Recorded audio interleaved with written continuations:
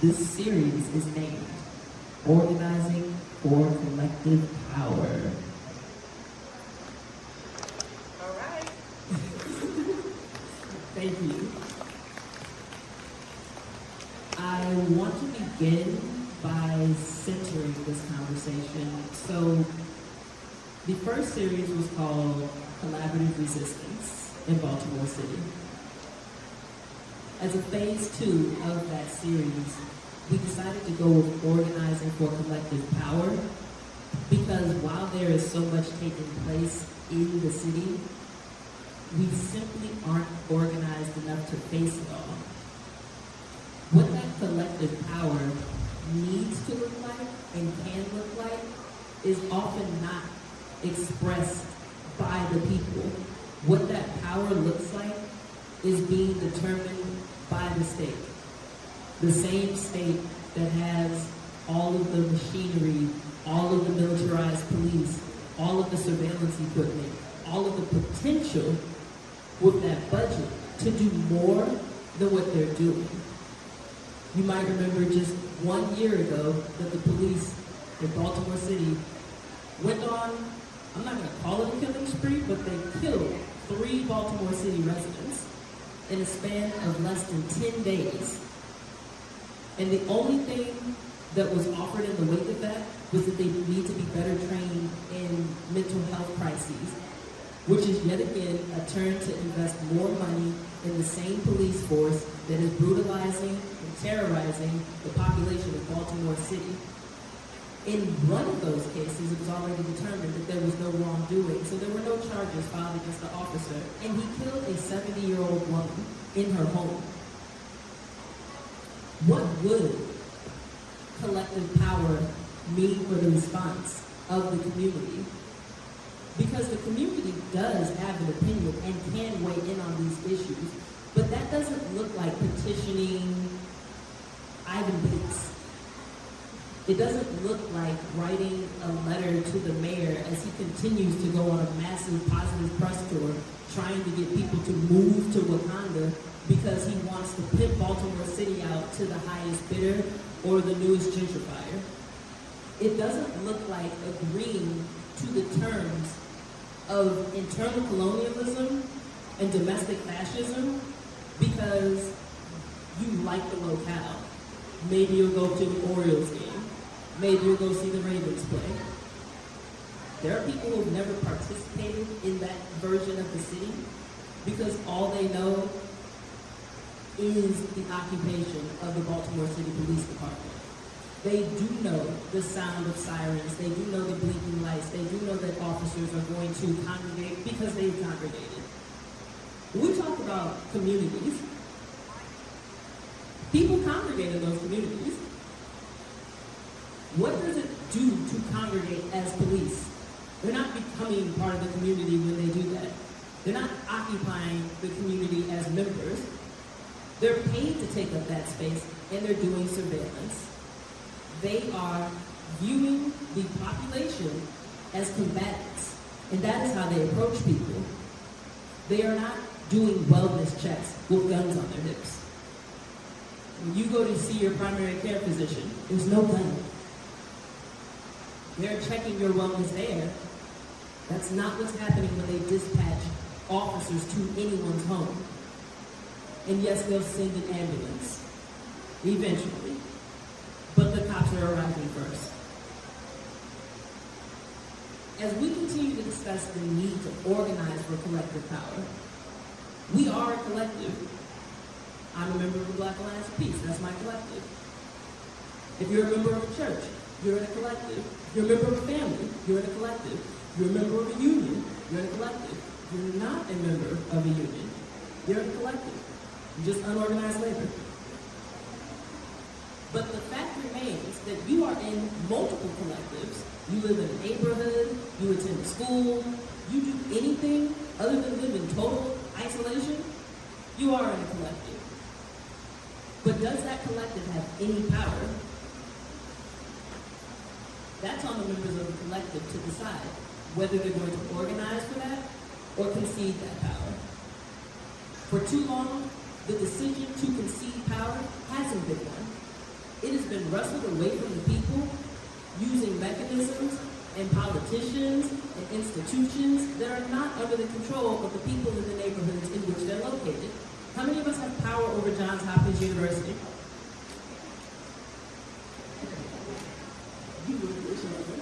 But how much power does Johns Hopkins have over the city? It's a gross imbalance. And it's time that we start having these conversations, because in the wake of that police violence last year, we were offered a larger police budget. We were offered more excuses from the police commissioner, who only finds no wrongdoing in the conduct of these officers. And the masses of the people have been discouraged from even questioning the lack of charges. And even up to the highest legal office, Anthony Brown is not getting cases against any of these people. And yet, he remains in his job. So what would it look like for collective power to build a community defense coalition? Because these cops are not defending us. They're defending each other. That thin blue line is like a noose. It is not thin. And the only thing that is breaking is the necks of the people who get caught in it. So we have a panel of 3 esteemed organizers, my colleagues, my comrades. They're going to talk to you about organizing for collective power. So I will introduce our first speaker. President Santifa is a member of the Black Alliance for Peace Baltimore Citywide Alliance and the All-African People's Revolutionary Party. Give it up for President, y'all.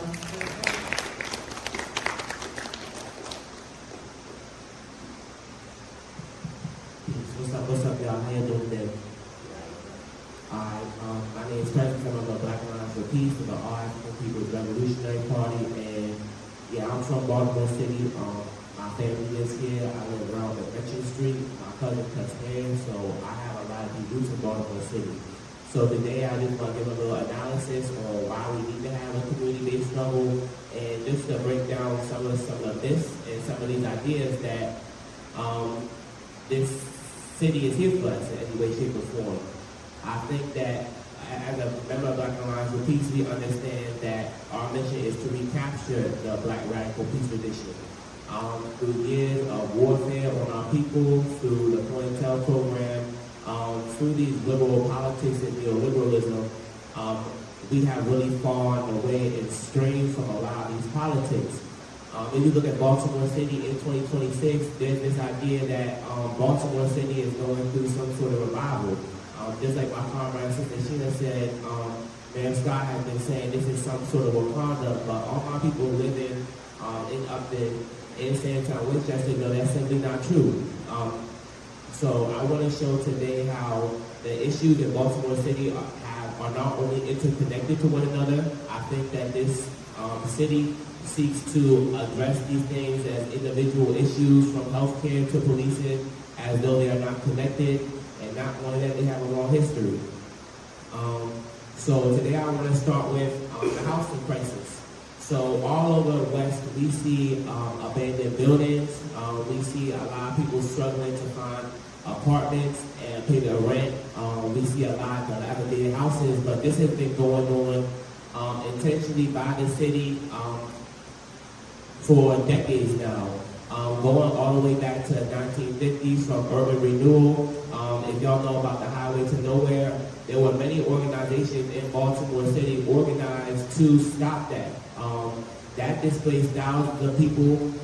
Moving into the 2000s, we see with a lot of these loans from 2000 to 2012, Baltimore City had over 33,000 foreclosure filings in Black communities.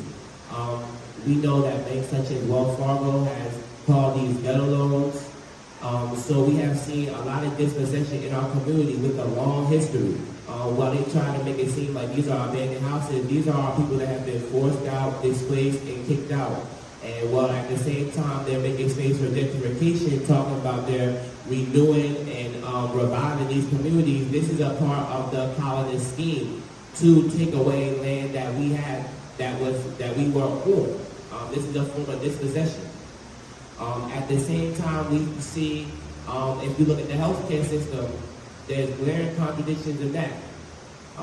Well, we have one of the most sophisticated, advanced healthcare infrastructures in the country, from Johns Hopkins to University of Maryland. We know our people are suffering. Just in Baltimore City, we have the highest rates of dementia in the country. I think we're tied with Georgia, and we suffer from so many health conditions in our community. If you look at things such as heart disease and diabetes and whatnot, they are skyrocketing in our community, and the contradiction is clear when you know there's things such as Johns Hopkins, which is continuing to take up real estate and continuing to take up space in our community, yet we are not getting support from any of these. We can see quite clearly when we analyze the issues in Baltimore City under the framework of internal colonialism, we are colonized people. It is no different from the conditions that we face in Baltimore City are similar to the conditions that we see on the continent. From the shanty towns in Kenya and Nigeria, we suffer just like those people suffer. And this is very intentional as we are treated as lowly and worthless in our society and in our community. I want to talk about crime as well because, while crime has been going down in Baltimore City, the police budget has been going up. Just since 2020, the police budget has gone up by $100 million. It goes up every single year. We know that crime is going down. So when we look at all these things in combination, it's clearly something going on. We can clearly see the conditions that our people face, and we can clearly see that this is an intentional thing being done to our people. So when I talk about community-based struggle, we must understand that for decades and for centuries, as long as we have been on this land, the colonizer has been seeking to oppress us. That is quite clear in Baltimore City, and we must fight through the facade of the Democratic Party. Cabral, a revolutionary, said that we must bear in mind that the liberation movement is a product of the concrete and historical reality of our country. It is the expression of the will of the people to achieve their freedom. But to wage a revolution, we must have a revolutionary theory. So in the revolutionary theory that I'm putting out, we must be able to study the historical context and understand how we got here in Baltimore City. We can't just listen to the talking pieces given by the Democratic Party and given by the Black leadership class. We must come to understand Baltimore City truthfully in the material conditions that we see.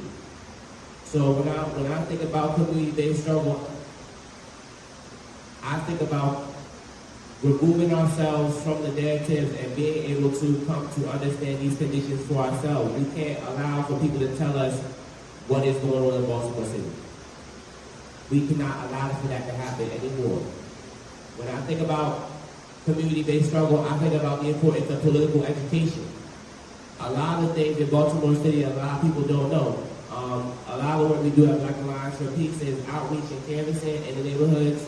We're on Penn North, we're on Mount Diamond, letting people know about what's going on in their community.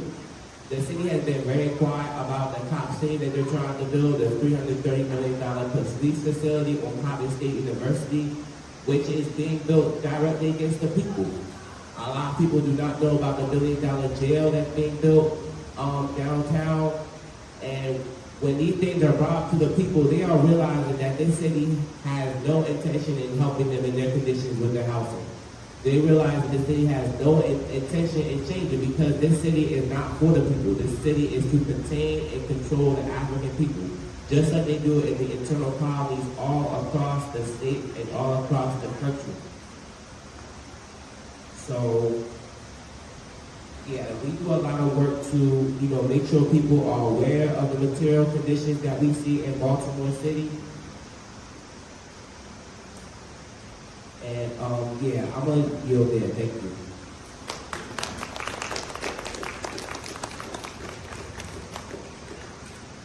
Thank you so much for that presence. In the interest of saving time, I'm not even going to follow that up with anything. I'm going to introduce my next panelist.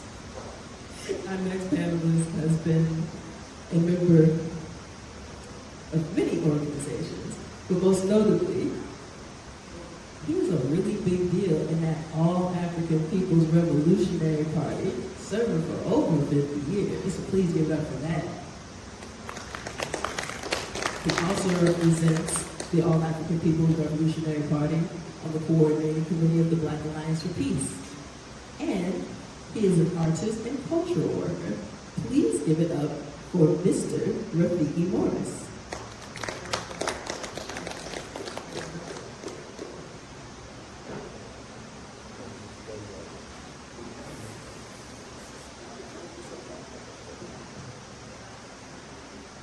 Check. Hi. Hello. How y'all doing? All right. This is kind of difficult. I'm gonna wrap them out because they changed the theme of the program.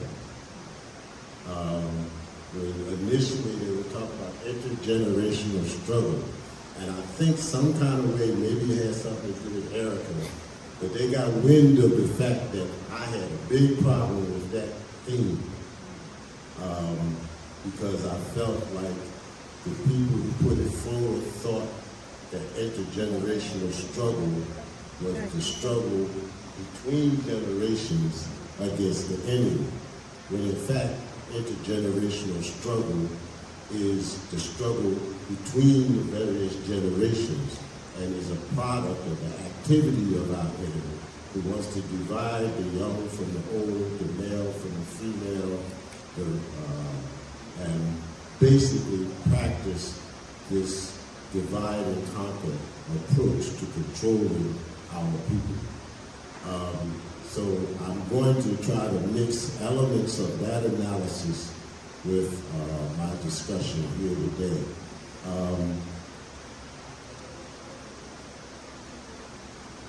I think that this building community power, I'm tempted to think it's a misnomer. And I think we have this misnomer because we don't understand what is community and we don't understand what is power. We do not enter into the struggle to improve the lives of our people with a blank slate. We come into these rooms, we come into the struggle, we come into these processes on the shoulders of those who came before us. And it has been said by the late great Frantz Fanon that each generation has a historical mission which it will either fulfill or betray. And if you understand this properly, what that means is that each generation does the best they can under the conditions that they're engaged in, and they necessarily leave some things undone, which the next generation must come and carry that struggle forward. So it is a process that we're engaged in. And what's important in the process is that we learn the various stages that we have gone through so that we don't repeat the mistakes of the past generation, and so that we can move forward to make life better for the generations to come. We have to have a conception of time because you can't do anything yesterday and you can't do anything tomorrow. The only point in time that we can have an active effect on our people's lives is today.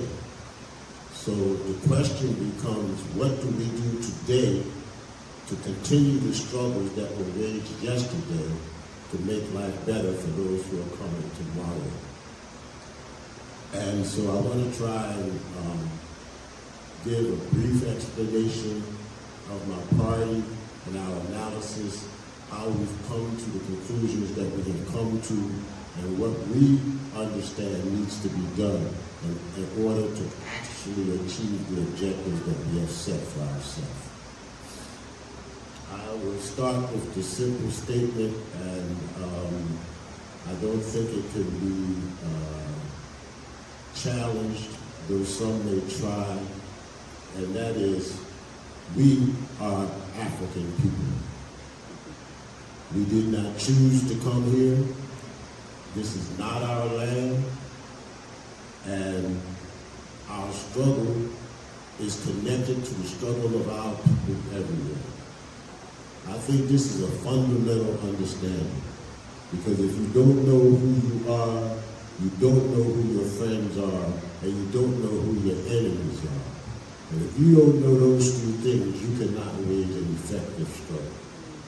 Our people have been convinced that they are part of this American melting pot, that they are part of America, that America is their home. This is a fallacious lie. We are not Americans. We did not choose to come here. We were brought here against our will. We hear a lot about what's happening in terms of immigration in this country and how they are pushing people out who come from South and Central America, and we don't know how we fit into that. But unlike every other immigrant that has come to this country, they, even when forced to come by intolerable living conditions in their own land, they've all chosen to come here. We never had that choice. We came here against our will. We came here involuntarily. And our humanity was denied in the process of bringing us here. We were reduced to chattel. That is, we were the same thing as a horse or a cow or a pig or a chicken that could be owned by other human beings. And though they have tried to pretend that they have granted us some measure of freedom, the fact of the matter is that we are still oppressed and exploited mass, a sector of the exploited mass of African people who have been scattered around the world, and our struggle is to liberate all of us, not just some of us. So I think that that's the first thing that needs to be understood. The other thing for our party is that the kinds of organizations that are necessary to resolve the problems that we have around the world are very specific. We don't have a general analysis about organization. So while it is important to be a member of a church, or to be a member of a band, or to be a member of a civic organization, or even a member of an NGO, no church, no band, no civic organization, or no NGO is going to liberate the masses of African people. Our party understands that there is two distinct phases to our struggle and distinct characteristics to every step that we have made for progress. The main thing is that every step of our struggle that has moved us forward has been mass in character. It is only when we move as a collective mass, either consciously or unconsciously, that we make progress.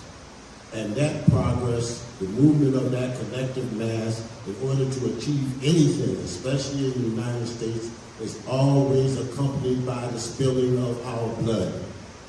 We had to spill our blood to sit on the front of a bus. We had to spill our blood to sit in a diner and drink a cup of coffee. We had to spill our blood in order to vote for people who don't have our interests at heart. We had to spill our blood to live in any community we choose to live in. And if you think that we're going to get our freedom without spilling some blood, well, I got another word for you. And I got a bridge that I like to sell. So we understand that our struggle has a mass character, and that our people make progress by moving as a mass. But we also understand that the mass can move spontaneously or consciously. And for a very long time, over many, many centuries, our movement has largely been spontaneous movement. We react to the overt acts of oppression and exploitation that are inflicted upon us. We can't take no more, we had enough, and we go all rise up and burn down a city, cut the master's head off, burn down the plantation. This is spontaneous. This is not a planned, organized, coordinated effort to defeat our enemy. This is just reaction to the conditions that we live in. It is resistance, and it does move us forward, but it is not the type of resistance that's going to result in our liberation.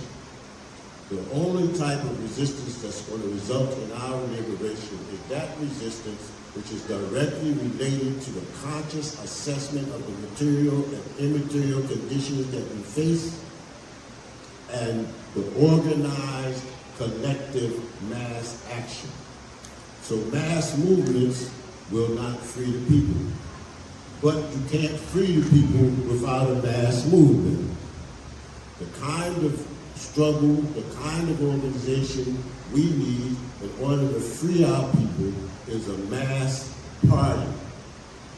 This idea of a mass party is Africa's contribution to scientific thought of revolutionary struggle. Karl Marx, V.I. Lenin, Mao Zedong, all operated under the theory of a vanguard party. What does that mean? That means that that party that they organized was comprised of the most advanced sectors of the working class of the people. It was comprised of those who were trained to be professional revolutionaries who would then give leadership to the mass movement. But the mass movement was outside of the party. That was their idea. And that idea has value, and it has merit, and it has had some successes, because it did lead to the liberation of the Soviet Union. It did lead to the liberation of China. It did lead to the liberation of Vietnam. But it also has weaknesses. It is these weaknesses that we understand. And based on those weaknesses of the Vanguard Party, we have came up with the idea of a mass party. It wasn't developed spontaneously. We found that our struggle everywhere is linked together.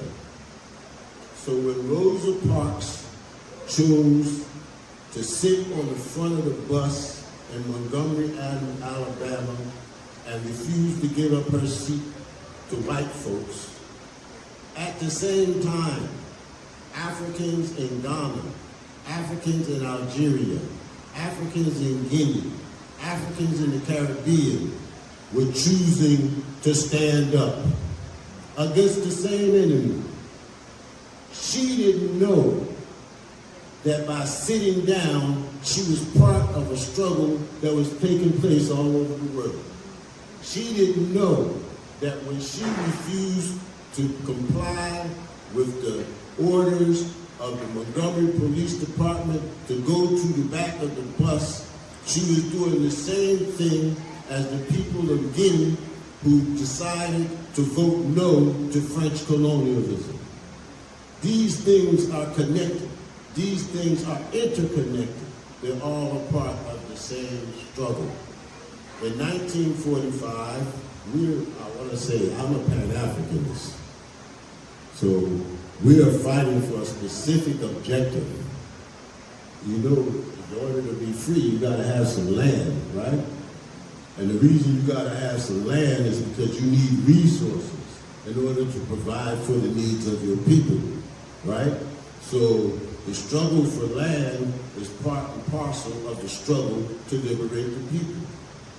So Pan-Africanism is the total liberation and unification of Africa under scientific socialism. It means that one, We look at ourselves as a united whole. It doesn't matter whether you're in Venezuela or Nicaragua or Brazil or Guinea-Bissau or Zimbabwe or Europe, in London or Paris or Brussels, or in the United States, in New York or Baltimore or San Francisco. We are one, and our struggle is dependent upon our ability to unite as one. We are oppressed and exploited everywhere. We are oppressed and exploited everywhere. In fact, not only are we oppressed and exploited everywhere, but some of us are more oppressed everywhere than some of the rest of us. Primarily, we know that the most oppressed sector of our people are our women. And the oppression of our women is really very complex because it is not just the oppression of the enemy on our women, because our women are also oppressed by our men. You understand the contradiction? In order to unite, we must unite our men and our women against a common enemy.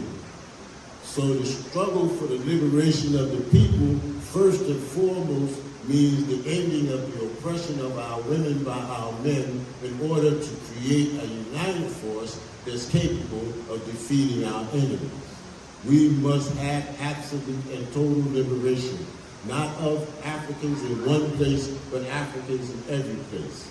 The struggle of Africans in any particular place is a contribution to the struggle of Africans everywhere. But they must never be confused to think that the struggle of Africans in any one place is the end of the struggle, because it does not mean anything unless it's connected to the liberation of all of us. So we must have the total unification and the total liberation of our people.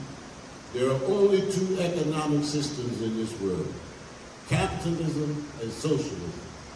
And my big brother, Kwame Ture, has made this definition of these two economic systems very simple. Either some of the people own and control the means of production and the wealth of society, or all of the people own and control the means of production and wealth of society. Those are the only two systems. People talk about communism like it's a thing. Communism is an idea. And it's an idea worth striving for. But there is no communism on the planet Earth today. And there has never been. There is capitalism and there is socialism. And there's a couple of things that are kind of in between, but they're really capitalism. They call it social democrat. That's capitalism with a smile. It's the same capitalism. So our objective is the total liberation and unification of Africa under scientific socialism. How do you reach that objective? You reach that objective by organizing the masses of our people into a mass revolutionary political party. The other forms of organization, if they are striving towards the liberation of the people, are just pre-party formations. Because if you're serious about housing and you're struggling to get housing for the people, you're going to eventually realize that the reason you can't get the housing is the same reason that you're poor. It's the same reason that you're addicted to drugs. It's the same reason that you continue to be oppressed by white folks. All of these are aspects of the same thing, right? And once you realize that they're aspects of the same thing, then you know you cannot confine your struggle to a struggle for better housing and expect to eliminate the problems that the people have. The struggle for a better housing, the struggle for health care, the struggle for proper education of our youth is a part and parcel of the overall struggle to liberate the masses of our people. So we say we need a mass revolutionary political party. We need to have independent politics. And in order to have independent politics, we need a group of people who understand this need, who have studied and who have practiced and who have gained experience in struggle to such an extent that they are collectively a cadre who have committed their lives to this process inside of a mass revolutionary party. These are the same professional revolutionaries that Lenin organized. Only Lenin's professional revolutionaries were a party unto themselves. Our professional revolutionaries, our vanguards, are inside of the party with the mass. So our party is the vanguard and the movement united together in struggle. The vanguard inside of the party gives leadership to the mass by serving the mass, as opposed to the vanguard outside of the party, which gives leadership to the mass by giving examples of struggle that the mass didn't come to follow. So our party is a mass revolutionary political party, but that is not enough. Why? Because these mass revolutionary parties can be co-opted. In 1956, there was one country on the continent of Africa that was actually organized to move in a revolutionary direction. That country moved to revolutionary activity as a result of a military coup conducted by Gamal Abdel Nasser in Egypt. Your enemies will tell you that Ethiopia is the only country in the African continent that was never colonized. And that is true. But what does that mean? Because Ethiopia was always a puppet of U.S. imperialism. It wasn't colonized because it had moved directly to neocolonialism. It didn't have Europeans coming in there to rule Ethiopia because they had Africans in Ethiopia that would do it for them. I don't like to talk bad about Haile Selassie, but we have to know our history. We have to know it properly. In 1945, at the 5th Pan-African Congress, our people, our leaders from all over Africa and all over the world came to the conclusion that we need mass parties. It was mass parties that fought the national liberation struggle. It was mass parties in Kenya, mass parties in Ghana, mass parties, and I already told you there was mass activity outside, here in the Caribbean and South and Central America. But this mass activity did not have a proper understanding of the class nature of the struggle that we were engaged in. Did not have a proper understanding of the gender oppression that was integral to the struggle that we were engaged in. And used nationalism or flag independence as the objective of those parties.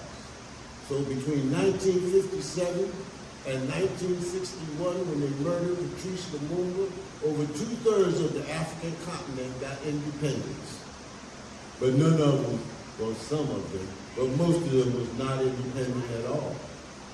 Most of them was being ruled by stooges and puppets who was in line with the people's enemy. So the mass parties that came into existence was not revolutionary, was not independent, and was not Pan-African. So we need a mass party that has those characteristics. They have developed in various places at various times. And each of them have failed because they lacked coordination among themselves. Right? The revolutionary parties, not linked to each other, have been isolated by our enemies. Just like they isolated the Black Panther Party. Just like they isolated the Student Nonviolent Coordinating Committee. just like they isolated the revolution in Haiti. They have been isolated and therefore unable to engage in coordinated activity. So in order to wage coordinated activity, not only do we need these mass revolutionary political parties, but the leadership of these mass revolutionary parties and the membership of these mass revolutionary parties have to be linked to each other in order to engage in permanent, coordinated effort to defeat our enemy. Kwame Nkrumah in 1968 wrote a book called The Handbook of Revolutionary Warfare. And in that book you will find the call that he made for the formation of the party that I'm engaged in. But many of the people, including our members, don't understand our party and what it is we're trying to do. Because we are not trying to organize mutual aid. We are not trying to get you a job. We are not trying to provide you with career opportunities. What we are trying to do is to develop that coordination among the revolutionary parties that is necessary in order to defeat our enemy. We're trying to connect the AAPRP with the PAIGC in Guinea-Bissau, with the Democratic Party of Guinea, with the emerging revolutionary forces in the AES, and understand me clearly, and some of y'all won't get pissed when I say it, but inside of the AES, there is no mass revolutionary party. There's a mass movement led by military forces who have come together to defend those three states from the machinations of imperialism. But the organization of the people inside of the political party is a stage that they have not yet completed. And until they complete that stage, they will remain under threat from capitalism and from imperialism. So we're trying to organize cadre. We're trying to organize people who have studied revolution in depth over a period of time and have practiced with their studies in order to correct their theories. People who we can send to any place in the world and drop them there. And when they reach there, they can replicate our party everywhere they go because they have the requisite skills, understanding, and relationship to us and our people everywhere. This coordinated activity is being carried out by what we call the All-African Committee for Political Coordination. And this is our task. This is our responsibility. Everything that I do is meant to bring the All-African Committee for Political Coordination into power. When we unite with these other political parties, we so dedicated to them that we will give up our reality to be a part of their reality. So this All-African People's Revolutionary Party that you're looking at today is not the All-African People's Revolutionary Party we're trying to build. It is a pre-party formation. The real party will be the one that emerges when our people everywhere, Africans in mass parties everywhere, are connected into one revolutionary political formation all around the world, fighting for the total liberation of our people wherever we might be, under whatever conditions we are suffering, and under the current material conditions that we face. We want people to please understand. This is not about guesswork. This is about a scientific analysis. This is about understanding the material and immaterial conditions, understanding the forces that are in conflict, and determining which of those forces are for us and which of those forces are against us. and then directing our collective behavior, our collective activity against those forces that are against us. And we have defined those forces as well. Those forces are capitalism, imperialism, Zionism, racism, patriarchy, all part of a single global effort to dominate humankind, not only Africans, but everybody. So now, we'll switch back to the intergenerational struggle. Yeah, I'm coming at you. It's a misnomer.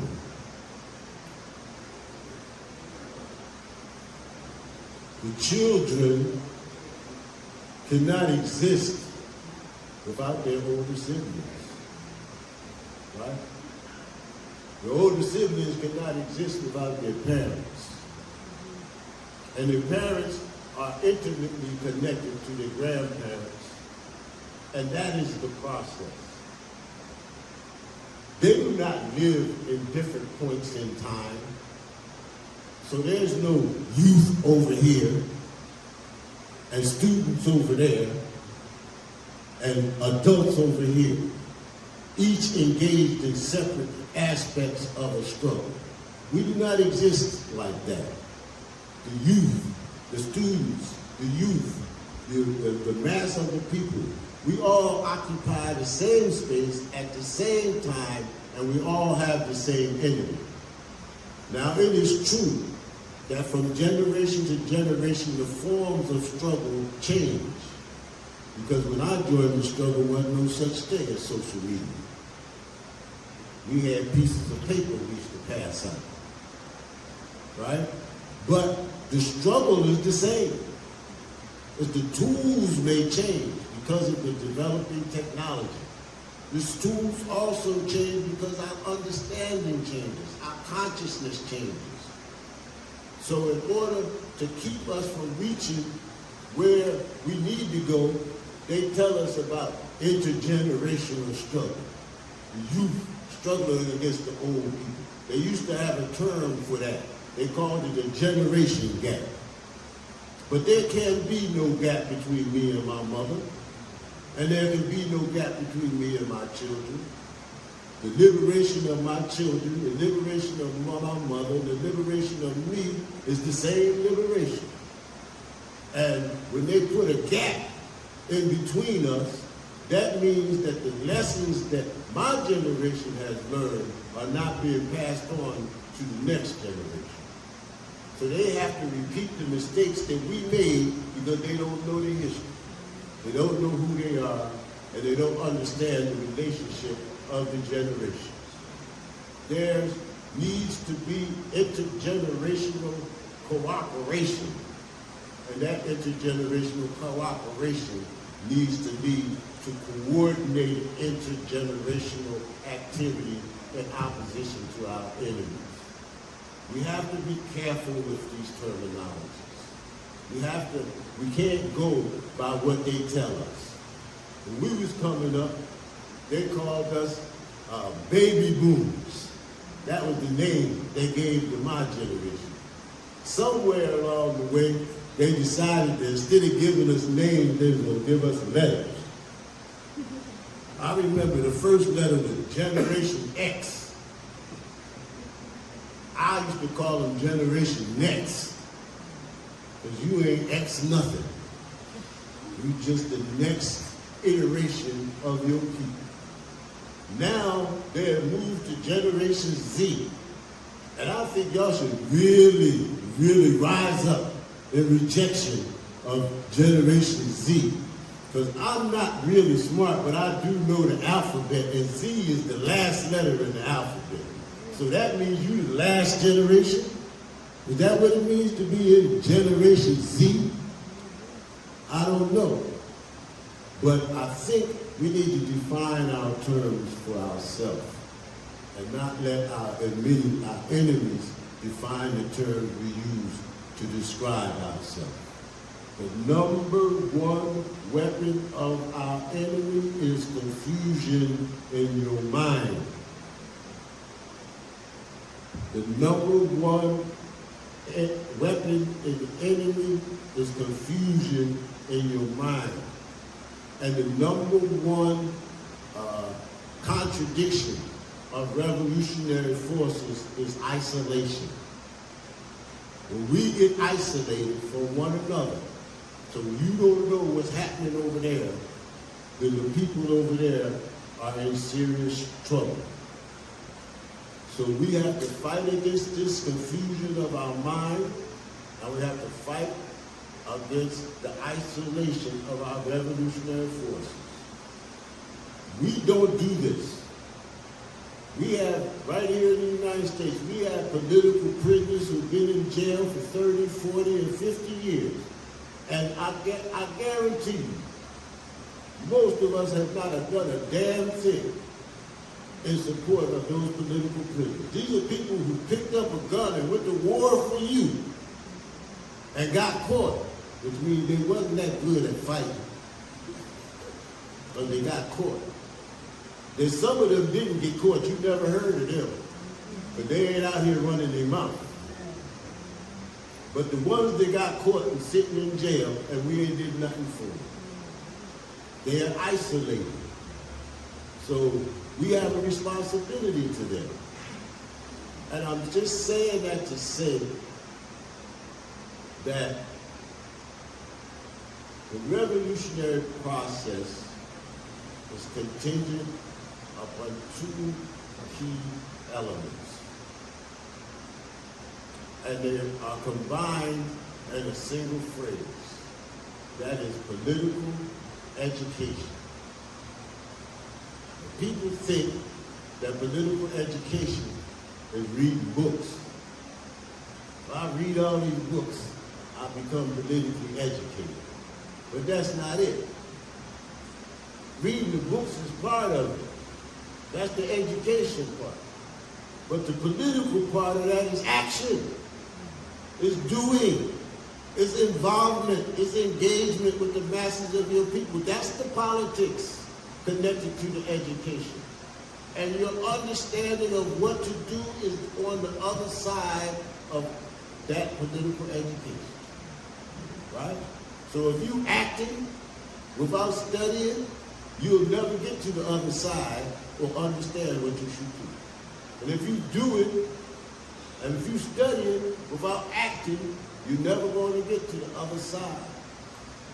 Right? And if you do it, either one of them by yourself, you ain't going nowhere. Right? So we must come together and study together, collectively in an organized scientific process, and we must come together and act together in an organized, coordinated process. And engaging in the political action and engage in the educational process is the experience that will yield the understanding that's necessary in order to free the people. So I'm going to end with the statement that the AAPRP has been making now for over 50 years, since our founding in 1968. And that statement is, everybody needs to be involved in an organization that is fighting for your people. We don't ask you to simply join the AAPRP. But I'm telling you, it ain't easy inside of here. It ain't easy at all. So when you're ready, come and join. But if you don't join the AAPRP, join another organization that's fighting for your people. Be a part of some collective process that will lead you to the understanding that you need to contribute to your people's liberation. Organize, organize, organize, organize. And then my last statement that I've been saying since I joined this movement in 1974. Smash Zionism. smash Zionism. That war in Iran is not about gasoline prices. That war in Iran is not about uranium enrichment. That war in Iran is not about the Iranians blocking in the Strait of Hormuz. That war in Iran is about Zionism. And Zionism is not just the enemy of the Palestinians. Because them Zionist pigs are the ones who are stealing our diamonds and our gold in Africa. Israel is the world's second or third largest producer of processed diamonds. Ain't no diamonds in Israel. Ain't no diamonds in Palestine. Them is your diamonds. Them is your diamonds. And I'm going to show you a contradiction. The first country to come out and say, take Israel to the court and accuse them of genocide was South Africa. So they're taking them to court.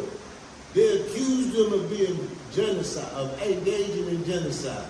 But guess what? They never stopped letting them export our diamonds to Israel. That was words without action. So we want to smash Zionism. And we want our people to be organized, to be politically educated, and to be engaged in coordinated political activity with a clear and uncompromising objective that we call Pan-Africanism. And I'm going to stop there and simply say, as always, we stand ready for the revolution.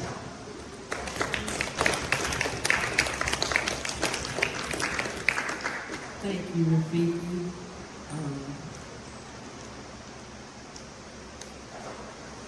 I want to thank Rafiki for eviscerating intergenerational struggle. But what he said does tie back to where we started and the necessity for us to organize as a collective. Now, of course, we are not at the stage of being a revolutionary party, but the mass movement requires the masses to be organized. It will not take one or the other. It's one of those and two situations. And a lot of the time people want an or, and it can't be an or, because what's the or for liberation? Like liberation or capitalism, imperialism, patriarchy, like these ors are not good. Anything short of liberation is just that, short. I would be remiss if I didn't acknowledge that yesterday was Juneteenth. It's such a paradox because emancipation, quote unquote, was rendered to the enslaved people in Maryland November 1st of 1864. In Washington, D.C., it was April 16th of 1862. In Virginia, it's technically when the 13th Amendment was written, but the 13th Amendment was ratified in December of 1865. So while people were feeling good and having cookouts and doing a lot of crowdfunding that felt very weird, what does it say that all of these decades later, that the masses of African people, not just here, but on the continent, still are not free? There is not a successful iteration of liberation of African people in this nation. And it cannot be delivered via legislation. It cannot be rendered via federal holidays. None of that is going to do it. It really is going to take a mass of people organized to wage that struggle, that collective struggle, organizations, people who are stepping out of the, not even sanctity of solitude, but stepping out of the silos that we are in. Because even in Baltimore City, there's a ton of organizations, but you would never know it because so many roadblocks to actually doing this work together. Everything is so closed off. Everybody wants to be the only game in town. That's not going to successfully lead you anywhere, especially if we're developing, as Vicky mentioned, everyone to take part in that struggle. You cannot lead a one-person revolution. One person isn't going to be the free person. There is no liberation struggle of one, because that person who thinks they're free, while everybody else lives subjugated, is deluding themselves and is only basking in minor comforts, while the oppression that engulfs the masses of people is waiting to burn their house down. They will burn in the flames of imperialism, in Zionism, in capitalism, in squalor, because disinvestment is knocking on their door. It's selling to BlackRock. It is the complete nullification and extermination of we the people.